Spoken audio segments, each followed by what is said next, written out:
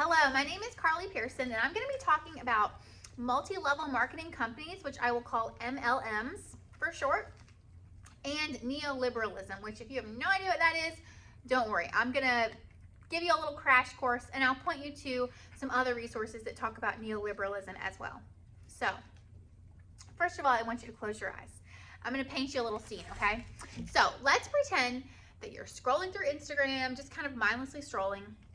You come across this picture of a lady. She's probably relaxing, doing some wonderful leisure activity like by the pool or the beach, or she's in a beautiful scenery.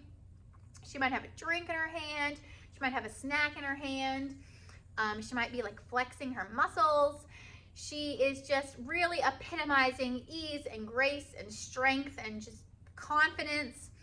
And then you scroll down to the caption and she's telling you about this amazing company she's partnered with and how she's got her own business now and how she's her own boss and how she has all this freedom.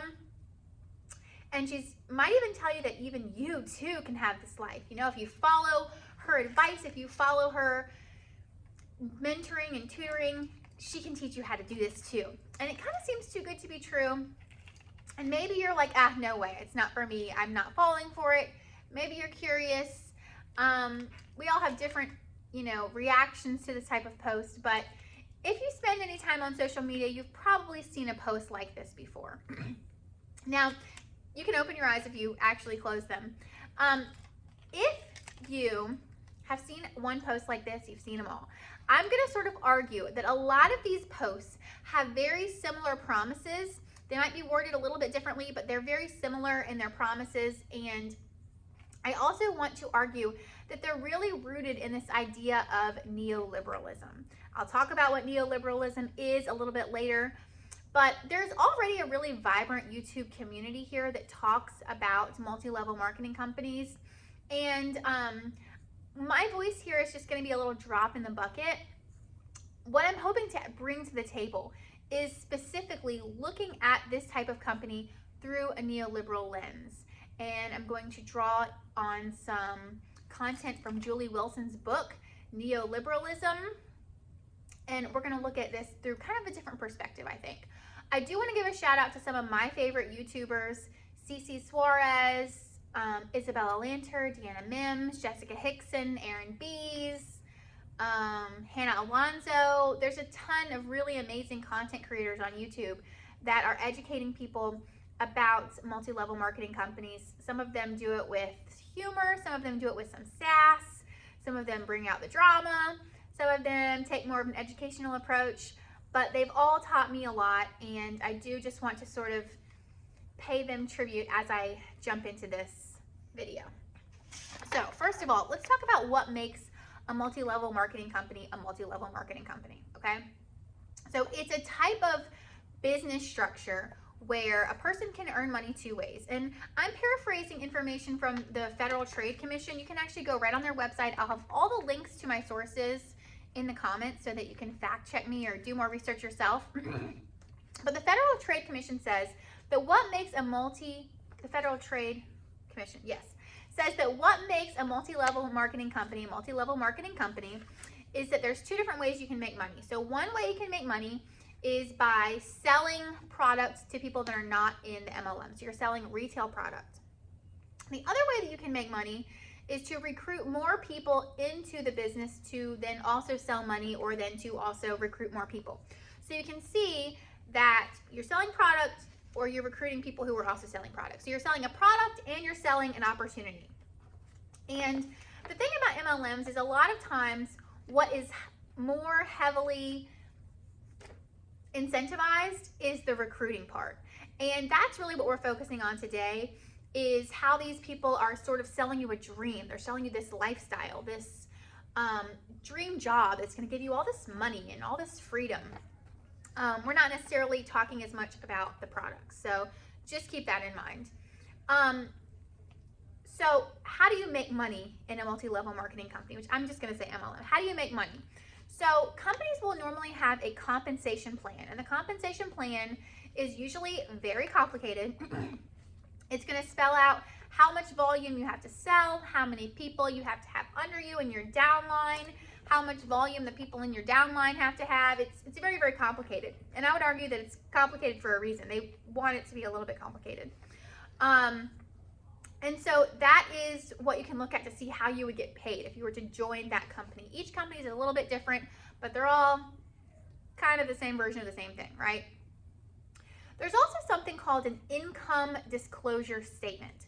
An income disclosure statement is actually the company saying that if you join our company, if you're in this rank, you have the potential to earn, this much to this much money. People in this rank are going to earn this much to this much money. And it really breaks down how much the people that are in the company are actually making. Now, these income disclosure statements are super enlightening, and they oftentimes show you that the people that are in the company most of the time make very little money, if not zero money. Some people even lose money in these companies, and it's very, very enlightening to read. The problem is, right now, as of the time that I'm recording this video, there is no law that makes multi-level marketing companies show their income disclosure statement. They don't even have to have one. So some of them have one, some of them don't. The Federal Trade Commission is currently in the process of assessing whether or not they're going to have a new rule that requires companies to have an accurate income disclosure statement. And I will post the link to that in the bio as well. So if you want to see what they're proposing and give your opinion on whether or not companies need to have that, you're welcome to check that out.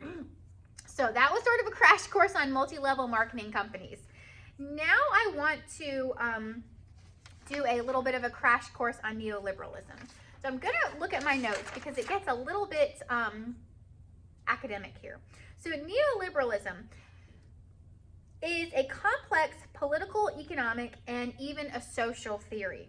So the idea of selling products, working for yourself, climbing the ladder, all these things that we talked about with MLMs, they totally are within the realm of neoliberalism.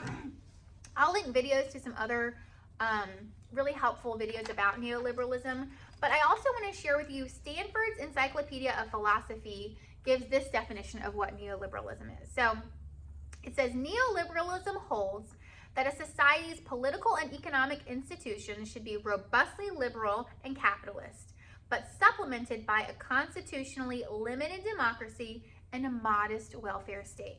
So when they say liberal, they're not, end quote. When they say liberal, they're not talking about like progressive liberal. They're talking about a capitalist economy. So the main idea here is competition, free market is really, really good. Coddling people and stuff like that is bad. That's kind of, I probably really muffed that up. And people that are really into neoliberalism probably don't like me summing it up so shortly. But in my mind, that's sort of how I sum it up. But there's a lot more to it, you guys. And there's been a lot of scholarly stuff written about neoliberalism that would take you forever to read through. So if you're interested in learning more, I recommend it. I'll post some videos. And I'm going to talk a little bit more because the author of the book, Julie Wilson, the author of the book Neoliberalism, Key Ideas in Media and Cultural Studies, does talk a lot about it. And we'll look at some quotes from her too. So, like I said, Julie Wilson's book, amazing. And I'm drawing a lot on her for this video. So she talks about in her book how we feel about ourselves as laborers in the world. So neoliberalism affects the way that we perceive ourselves as workers, as laborers. What is our role? What is our goal in society and in the economy? She talks about that we have these anxieties because of neoliberalism. And she says, this is a quote from her, "The hustle represents a new ideal of labor, one in which earlier ideas of labor rooted in class are replaced with neoliberal ideas of labor rooted in human capital and self-enterprise."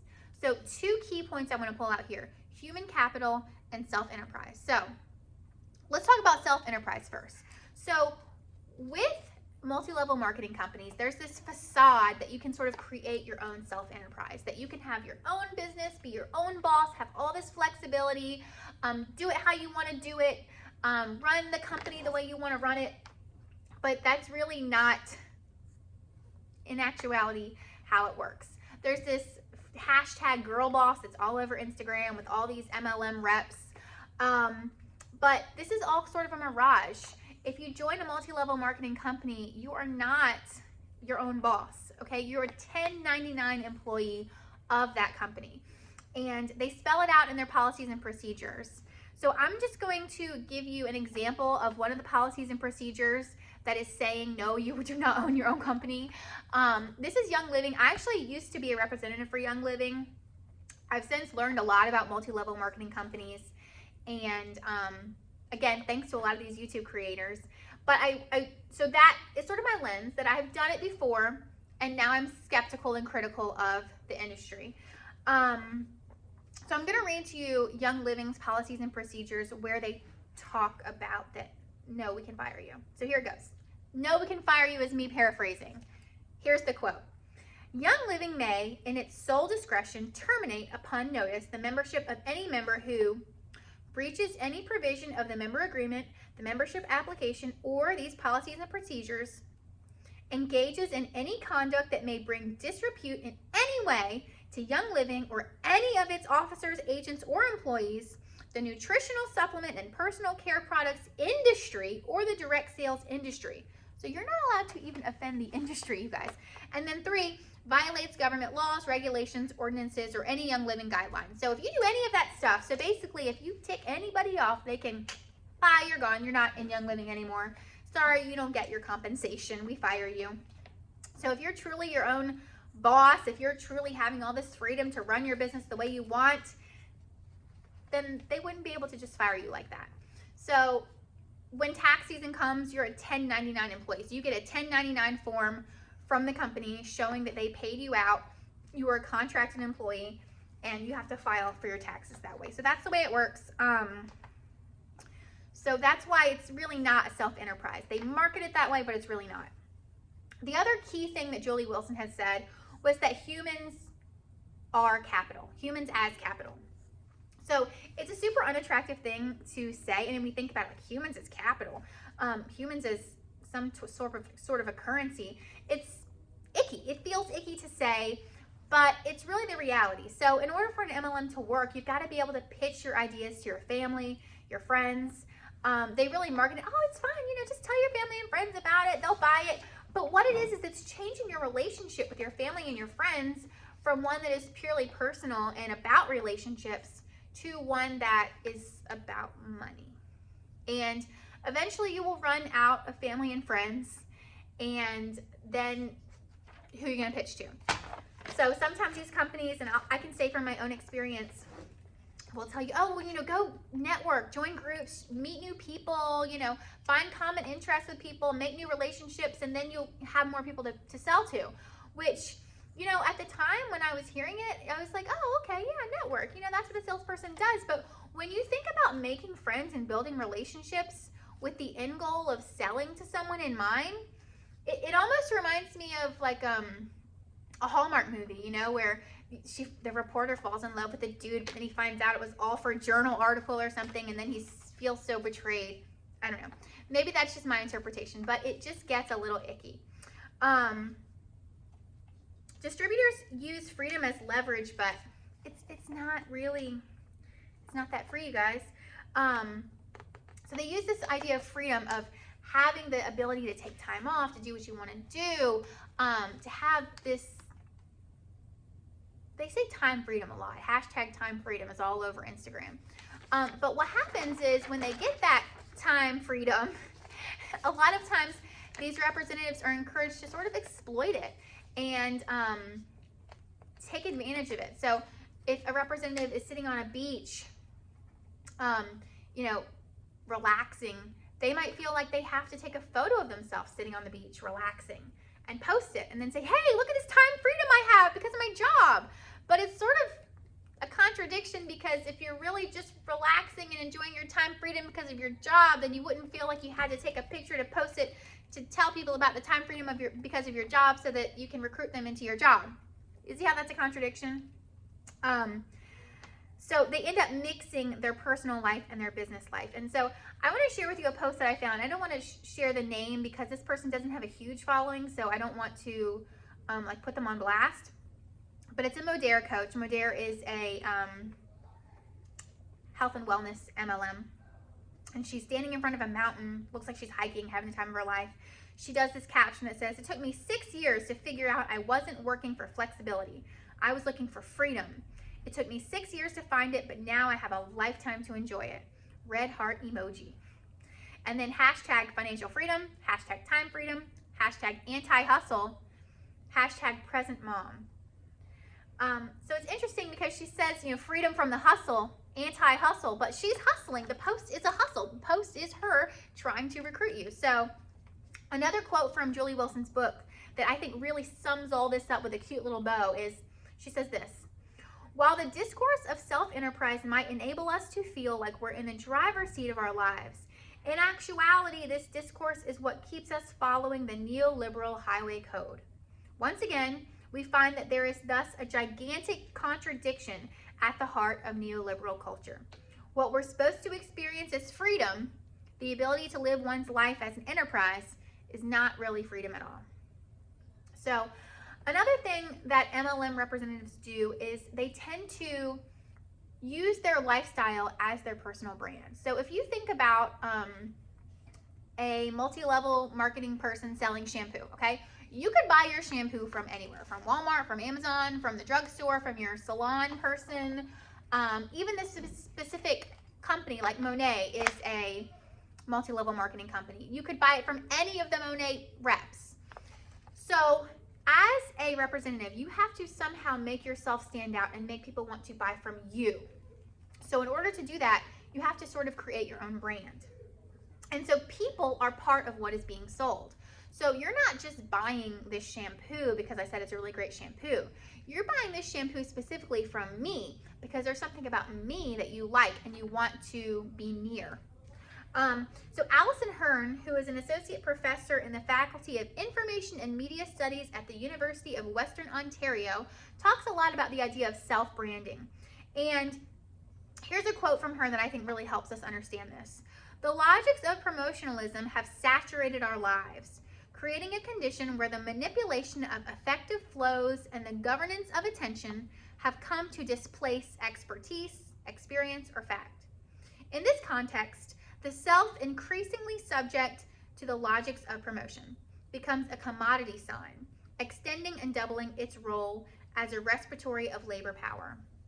So a couple things about this that I thought were really interesting is that she says a condition where the manipulation of effective flows and the governance of attention have come to displace expertise, experience, or fact. So maybe rather than ask my hairstylist that I really trust about hair what shampoo I should buy, I might buy shampoo from this person because, they have really gotten my attention and I'm sort of enamored by them. Also, the commodity sign, so the ability to interact with and have a relationship with this particular representative is like somehow a sign that I am doing better because I'm somehow connected to her, and I think she's doing really well because she has this brand that she portrays that seems like it's doing really well. Okay, so self-branding is super important to multi-level marketing companies. So I want to turn now to another Instagram representative. Her name is Sage Schuler, and I feel very comfortable talking about her because she's super public. She has 18,000 followers, and her profile is public, so I have no problem talking about her. And again, as I'm talking about her, I'm not trying to come at her. I'm not trying to say she's a horrible person. I'm not trying to say that she's manipulative or she's bad or anything. I think that she is part of a larger system that is flawed, and I'm critiquing that system. And these representatives that I'm talking about are merely products of that system. They're people trying to do the best they can within this system. So just keep that in mind. If you're in an MLM, I'm not trying to come for you. I'm talking about the system. So let's look at her bio. So her bio highlights holistic health and financial freedom. Again, freedom is this big word here. Freedom, what freedom? All for him, prayer hands. So there could be a whole nother video all about the way that religion is used in MLMs, but I'm not talking about that today. I'm talking about neoliberalism, family first, biz mentor, nutrition, trainer and runner. And then she says, ditched burnout to live my best life and helping you to do the same. So She actually is a representative of a multi-level marketing company called Q Sciences. But an interesting thing is that she doesn't have Q Sciences anywhere on her profile. And the only way that you would learn that she's a member of Q Sciences is you have to click the link in her bio and then click this link and click this link, and it takes you to this thing that then tells you that she's a member of Q Sciences.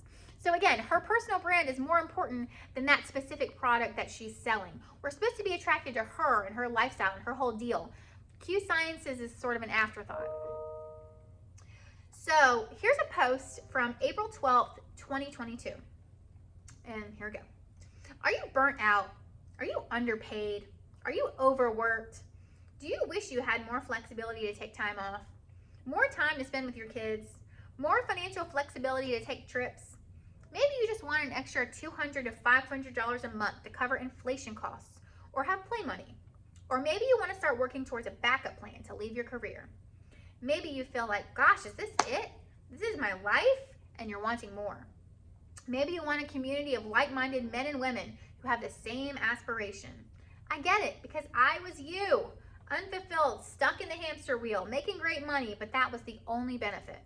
I found that something more back in September, and if this sounds like you, I have a solution for you. Let's have a conversation. Yellow heart emoji. She loves us. If this is a good fit for you, great. If not, at least we get to connect. Smiley emoji with 3 hearts. So this is an example of the type of post that we're going to see all the time. Again, it's just an exemplar. I'm not trying to come at her specifically. There's a million like this. It was not that hard to find an example to do this video. So first of all, I do want to talk about, can you really make money? The FTC says no. Like I mentioned earlier, the FTC says many people lose money. People make very little money. Most people make very little money, if any. And some people even lose money. There's a very small percentage of people that do well in these businesses. Another sort of red flag here is that Q Sciences, the company that this particular person works for, does not have a public income disclosure statement. Remember how I talked about earlier, they don't have to have one? This company doesn't. That's kind of a red flag, because you'd think if people were making all that money, they'd want to brag about it. So that's sort of a red flag. So all this stuff that she's talking about, this freedom, this money, all this stuff, there's not a lot to back it up, you guys. It's really this dream. It's selling this dream. And why are we all so discontent that we feel like we need to find this dream? I would argue that neoliberalism gives us that discontent. How?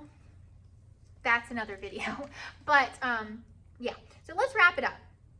So MLMs rely on you to either sell or recruit. Recruiting is the main way that most people are going to make money in MLMs, if they are able to make any money. They sell you this dream. They sell you this idea that you can be your own boss, that you can do it how you want, that you can have this amazing lifestyle, that you're going to make all this money. But then when we really look at it, the FTC says, nope, most people don't make a lot of money. The policies and procedures say, no, you don't really have all this freedom. You have to kind of do it the way we say. And there really becomes this issue with the personal life and the professional life sort of being blurred. And time freedom is sort of a mirage, because even when you have that time freedom, you feel like you need to use it to post and create content to then recruit for your business.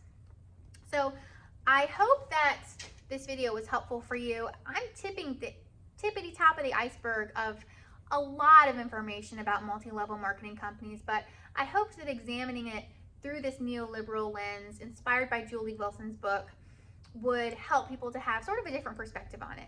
There's a ton more information you can check out. I'm going to link it all in the comments, the box or the comments.